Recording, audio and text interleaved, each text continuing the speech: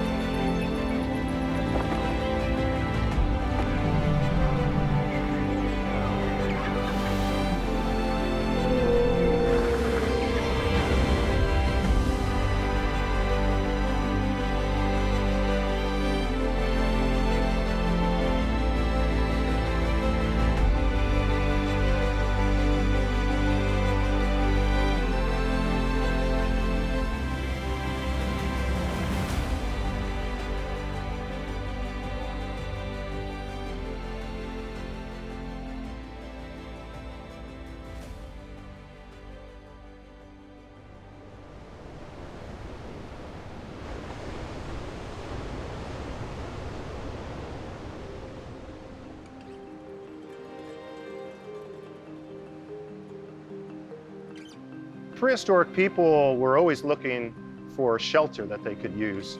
And one of the obvious types of shelter are caves and rock shelters. So 400,000 years ago, the sea rose up 14 meters above where it is today, and it carved a whole series of caves down the South African coast. And then the sea retreated during glacial phases, and those caves formed natural homes for the Stone Age people. And they, of course, used them, and they came in and built up big sediment stacks, right, of discarded material. And then, if we're lucky as an archaeologist, we discover those caves, we come in and do an excavation, and saved there in that cave is hundreds of thousands of years preserved of ancient human activity.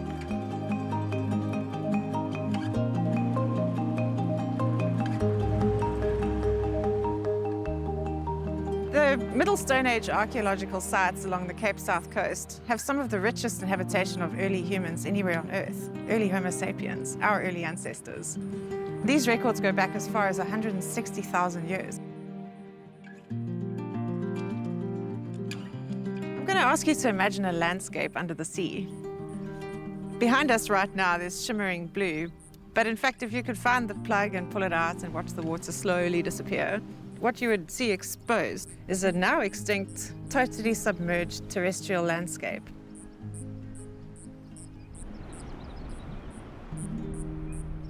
We call it the Paleogalus Plain, and the interesting thing about the last 160,000 years is that for most of that time, sea level has been lower than what it is right now, and the Paleogalus Plain would have been exposed. When you expose the submerged landscape, you get closer to where the Agulhas current flows. So in fact, there would have probably been quite a pleasant coastal climate that allowed us to get through these very difficult glacial periods, where in other parts of Africa, people may not have survived.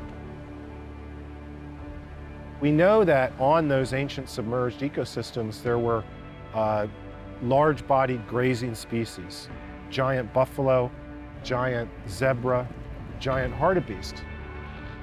But here in the Cape, on the coast, the record that's really strong here and unique is the record for the transition to modern humans, people like us. So we make kind of a distinction between Homo sapiens, that's an anatomical representation, but modern humans, that's us, and that's only recognized through behavior.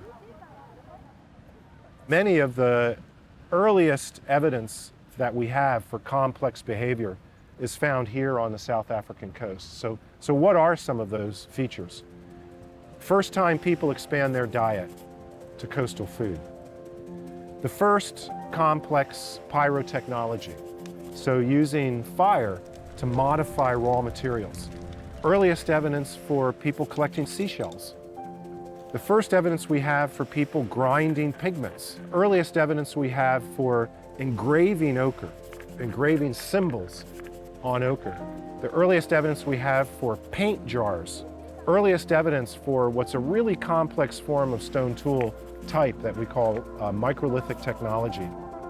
So the South African record has played a special role in our understanding of the origins of modern behavior.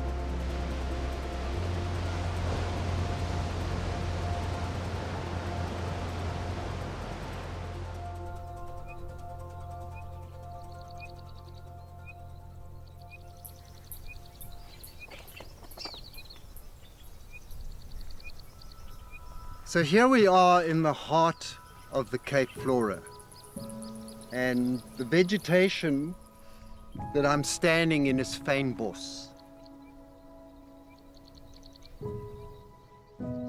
It's the second richest concentration of plant species anywhere in the world, most of which are endemic. They grow nowhere else.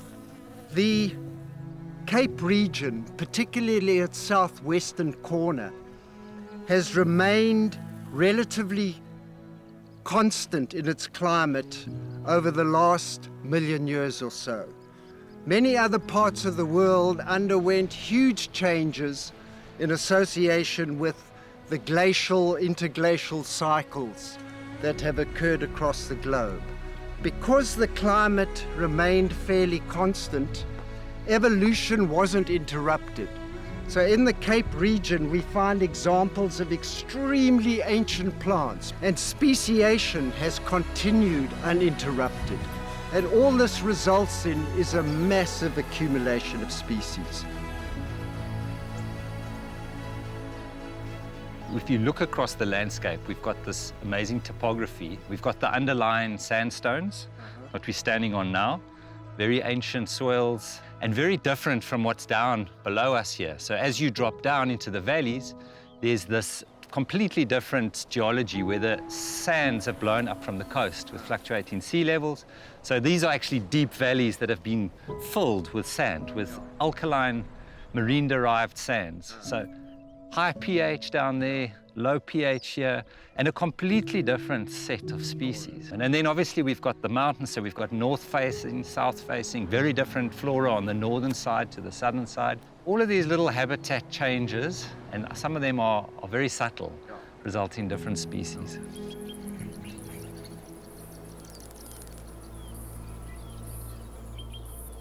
Another intriguing factor that I always think about when I think about flowers in Fynbos is how humans would have also, like the pollinators, have got cued into flowers, because so much of their food came from plants commonly called bulbs, plants with underground storage organs like this little morea.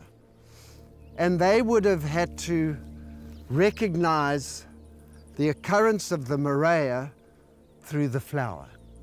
And they would have to recognize within different moreas, because some are poisonous and some aren't. So their brains actually became wired to distinguish different types of bulbs, different types of plants. There's a beautiful underground carbohydrate resource that lives in this Cape Floristic region. That's very advantageous for humans. It's predictable, you know? There's a whole lot of species in the system, and they all vary in terms of bulb size and palatability.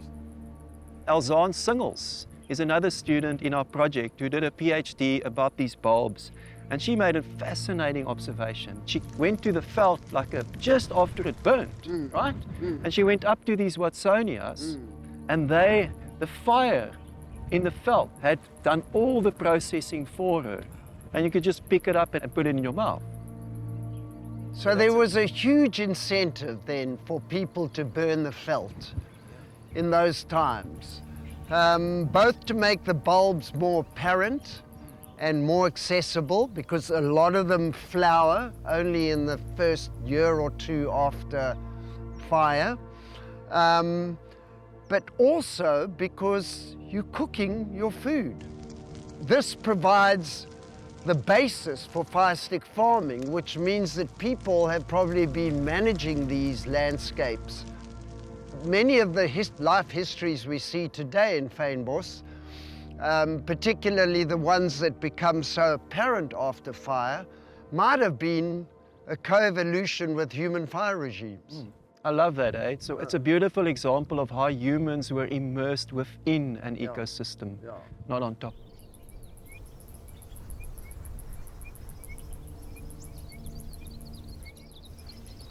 If we could go back 160,000 years ago and looked at Africa, you would see an environment that was wildly different than it is today. Much colder and much drier. For example, the Sahara Desert was twice as big. The Central African rainforest was gone. So we think that at that time, there were pockets of environments in Africa where modern humans could have thrived. Here in South Africa, during those glacial phases, the sea would have offered one of the most productive, richest and predictable food resources available. So for example, here on the West Coast, where the ocean temperatures are colder than they are on the East Coast, the biomass of collectible shellfish in the intertidal zone is higher here than it is in the warm waters. So cold waters, interestingly enough, produce a richer environment for a coastal forager.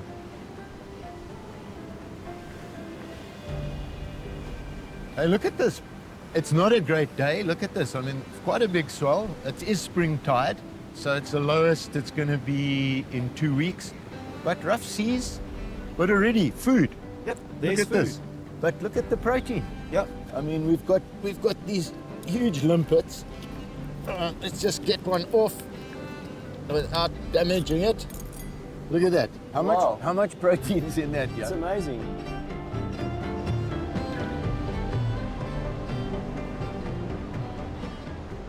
Although we're on this ancient shore, humans, when they eat, always leave evidence. And we can see that someone had a pizza and some chippy junk food. Why am I looking at this? Because how we know what our ancestors ate is in what they left behind. And for that, we're going to go to what are called middens, full of the shells of marine life.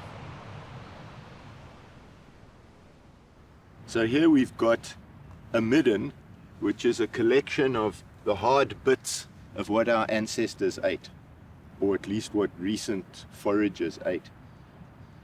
What's interesting about this midden is we also have shards of worked stone. So someone here brought stone, there's another example, You can see it's broken. and used stones to fracture other stones to make tools.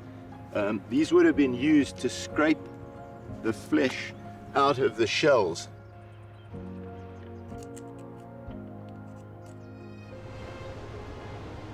We're standing on a coast that is at the intersection of the cold Benguela current and the warmer Gullis current.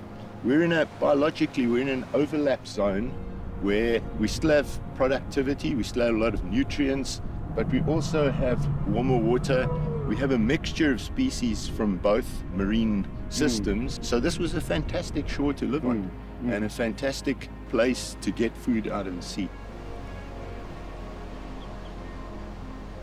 What we find in the record for hunter-gatherers is when hunter-gatherers expand their diet to the seafood food chain, a whole lot of interesting things happen. They stop being so mobile, so they don't move about the landscape so frequently. They can even settle down into villages where they focus on the seafoods. The other important thing is when you lower mobility, you can start to invest in more complex technologies. So Coastal adaptations drive innovation, and that's why we see all these material cultural firsts on the South African coast. So there's a whole series of famous sites on the South African coast. Now, Klipgat was excavated twice. That site documents from about 90,000 years ago at the base up to almost the present. So there are deposits all the way at the top from hunter-gatherers a couple hundred years ago. We have a few hominid remains from De Kelders, and interestingly enough, the vast majority are naturally avulsed milk teeth. So those would have been children living in the cave, and the teeth get loose and they pull it out and they drop it. And that's what we found in the archaeological site.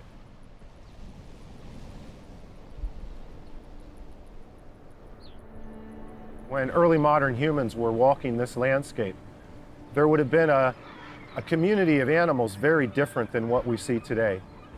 And we have two forms of evidence for those species.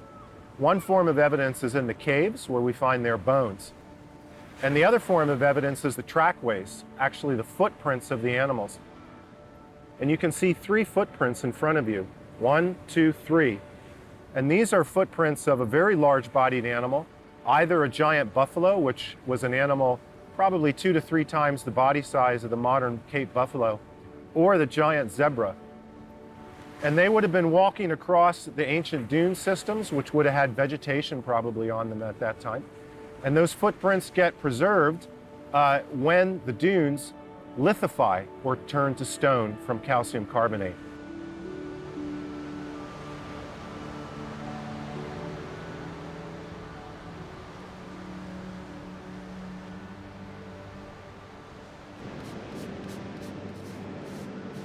Most people think of paleontology in terms of the body fossils with the bones.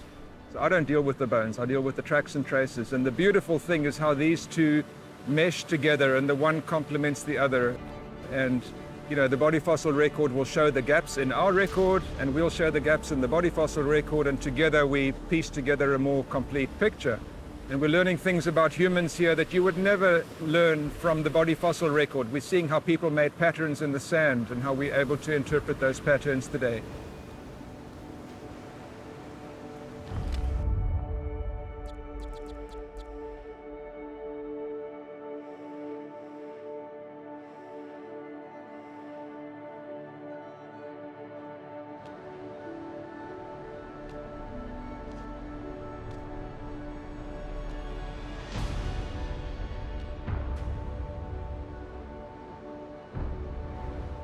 What I'm seeing here are tracks that are a little bit longer than they are wide. So this creature was moving either this way or that way. And this is what tracks look like in profile. So the layer that the tracks were made in is gone. And this is all the infill of the tracks. This is very nice. Total length is 118. So that's 45. Oh, 45 and 45. It's a very hominin pace and stride. You know, if you've got time just to come and lie here under that surface and look up at it, when there's no hustle and bustle around, it's just you and those tracks. It's very easy to think profound thoughts about, you know, where we've come from, but also where we're going. And all the trouble that we're in today with climate change and rising sea levels again, it's all happened before. It happened to them. In a human lifetime, they would have seen the coastline shifts, and they had to adapt.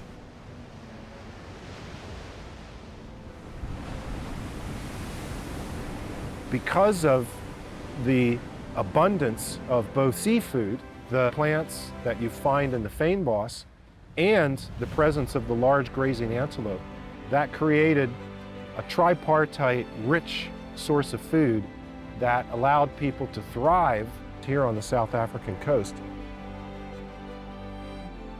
Considering this change within space and within time, the implication is that things are constantly changing, and this landscape, as it is right now, is just a fleeting snapshot of something that has never been quite the same and will never either be the same in the future either.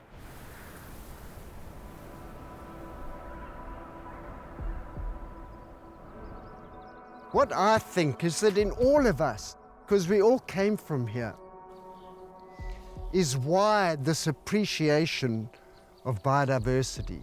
And we need to get it back again. We need to re-fire up those bits of our brain. We were absolutely dependent on this biodiversity. And that's something which we realize now with climate change and all the kind of faultness that we face. That if we just have the simple rule, look after biodiversity, conserve biodiversity, keep that wealth of species alive, we're going to be okay.